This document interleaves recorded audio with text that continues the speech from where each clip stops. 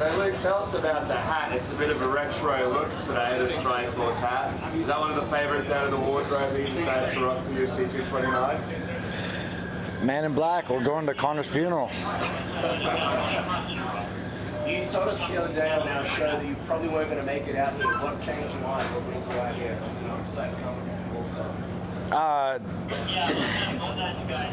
There's a lot of complications, different things, but I was in California and the coaching staff is here, and I figured this is the best place for me to get training and obviously come support Khabib in this venture, and a lot of things I can get done pre-fight for the Madison Square Garden. Talk to us about that. How much of a sort of part were you of these preparations for this one, especially this past fight week?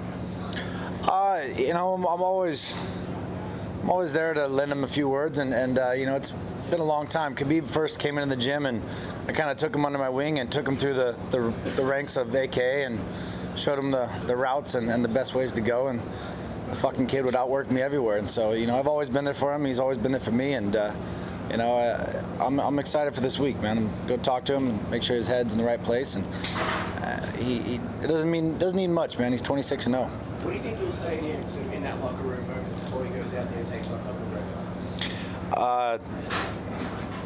Same as always, relaxation. He knows that, man. He's more sure of himself than anybody I've ever met, man. When he's out there, he's so relaxed. You've seen him in the cage. He's relaxed. He's confident. He talks his way through it. He knows exactly what he's doing and how he's going to go about doing it. So, just reconfirm those thoughts and make sure he goes in on and changes the angles and comes in relaxed and confident and just pushes his pace and fights his fight. Your rematch with Chris Weidman's coming up pretty quickly. How are you structuring your training camp? I know you train a bit in California and then obviously in Florida at Hard Knocks. Yeah. I mean, I'm in California for other businesses, but for the most of my training is at Hard Knocks. There's a lot of good, hungry fighters that keep me on my toes, and that's what it is, man. It's you gotta be sharp. You gotta stay on your toes, and you gotta stay challenged. There's not always a challenging foe always at AK these days for my size guy, I would say, with Kane and DC and all the boys out. So. I'm going to go back, finish my camp tomorrow, and go back to Fort Lauderdale and just grind away. Speaking of guys your size, one of your teammates at Hard Knocks, Steve Mowry, got a huge win in Bellator a couple weeks ago. How good is this kid, just being as young as he is and really having a great record? Steve is a tough character. So he's on his way to the top, I'm sure, at that heavyweight division. He's a physique. He's an athlete there. There's a lot of tough guys coming out of there. What was appealing about this fight? What's that? What was appealing about this fight? It's a #1 contender fight at Madison Square Garden. It's East Coast, it's West Coast. It's you want to shut up and then leave no doubt. Chris is the man. He beat Kelvin Gastelum. He proved himself. He's still there. Kelvin's the hottest fighter, other than a few of us here. So Chris put him away in good fashion. I go out and put Chris away. It says something. It obviously speaks for itself, and I'm not going out like that. I'm going out the way I want to go out, and I'm going to go out on top. You seem pretty set on going to 205. Why the change? I'm older. I'm 33. The weight doesn't come off as easy, and the division's open, man. I like my body at that weight. I feel better. I'm more powerful, more athletic.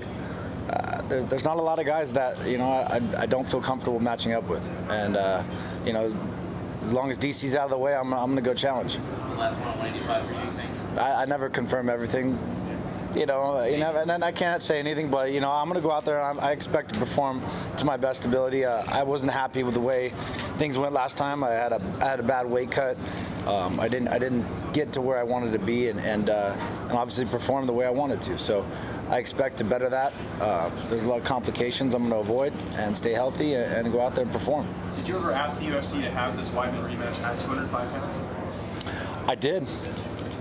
I said they presented the thing. I said, how about 205? And Weidman unfortunately declined. So he wanted 85. We'll do it at 85. We'll finish this thing. Weidman's a tough character. It's nothing personal. It's his business, man. I like the fight. We're not, two of the best fighters in the world. He's ranked #3. I'm ranked #2. That's what we do. Did you get a chance to find out why he didn't want to fight at 205? Because that's something that he's entertained in the past as well. Yeah, you know, I don't know. I don't know, but I haven't heard him talk about it recently. But way back when, yes. But obviously, he knows I like to. It's tougher to me to make the weight, so who knows? You know, maybe it's tactics, but I'll be fine. I'm gonna cut this weight right. I'm gonna get this thing down and simple as long. You know, I love Australia, but it's a little complicated to fly to Australia, to get your diet right, to work everything, the weigh-ins and how they presented it in a fight early in the morning. There was a lot of complications where I didn't get recovered to where I should have been, and it'll be different this time around. Since you're eyeing 205, what are your thoughts on John Jones coming back in 15 months as suspension from USADA? It's a bit early. I don't know, man. I'm not really. This USADA thing is it's getting kind of interesting. You know, I've been dealing with them a little bit this week. I know DC's been dealing with them a little this week. There's you know, they should choose to attack the right people, Dealing with the wrong. not the wrong. Dealing with the wrong. Like, what do you mean? When you say you've been dealing with the Just failures and how they are attacking certain people for certain reasons that, you know, when they should be, you know, doing their job in the first place. You know, not go after the innocent. What do you like about the process? You still have faith in the programs? We'll see. As of right now, it's not. I'm not. What do you think about Not seeing too clearly. Sorry. What do you think about the rumors around DC possibly being stripped of his light heavyweight belt? If he did get stripped, do you think that would be a fair move by the UFC? I haven't heard the rumors, but we'll see, man. That's the complications of holding two belts. It's where you're gonna go. And DC, we all know he really enjoys that extra weight, and so we'll see him coming back down. I don't like it. As a friend, I don't want to see him come back down. So I think he's much better suited at heavyweight, and I'd like to see him stay there for the future, for the end of his career. The dynamic between you and Chris this time around, is it going to be different with the rematch? Because I remember back to the first time, it was a bit personal, it got pretty prickly, especially during fighting. So is it going to be different this time around? You never know until you're there. I feel good about it. I'm gonna go out there. I'm gonna do my job. Like I said, this is business, man. I'm gonna move forward. I'm gonna do what I have to do to win this fight. Chris is it's an interesting matchup. We'll see where his head is come this time around. I don't expect it to get as personal. I think we both know each other through and through now, and yeah, we're gonna fight. It's gonna be a great fight, and I'm gonna come forward. I'm gonna put it on him. I'm not shying away from this fight. I'm not backing up. I'm moving forward, and I'm going to put him on his ass. We're going to see another finish in the rematch. I believe so. I've seen this fight a lot. I run it through my head over and over, and it's hard for me to see him getting past the second round. From your perspective, the first match, a lot of people say that Chris was actually winning it up until he threw that spinning kick. What was kind of your recollection of that? So a lot of people thought it was very different. You'll have to find out in round 5. Round 5 will tell the tale. You want to talk about spinning kicks? I'm gonna go out there. I'm gonna put it on him. I'm gonna show who was the better fighter. I fought Chris on staph, on antibiotics. This is different. I'm gonna be healthy. I'm gonna prep my body right, and I'm gonna go forward. I'm gonna handle this thing. You know, I'm a better fighter than any of the guys. When I'm on my game, when I'm healthy, when I'm in there's no one that can fuck with me in this game. I'm gonna go out there. I'm gonna blast through these guys.